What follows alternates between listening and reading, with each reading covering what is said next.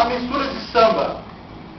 Samba cruzado, que é um samba tocado antigamente pelos bateras, e o povo não tocam mais, né? Eles não existia essa parte aqui da bateria, que é o chifone, que existia na época em que eles tocavam cruzado. Então por isso samba cruzado, esse eu não disse, samba cruzado. Então eles tocavam assim, ó.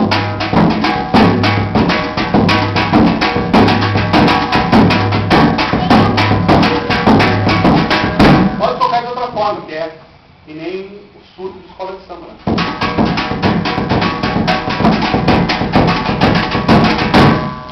Que é o sambão mesmo, samba, né? Samba cruzado.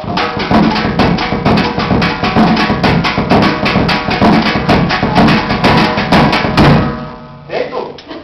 Samba, tem outro tipo de samba, quer ver, ó? Pra batera agora, né? Sambas voltado pra bateria, né?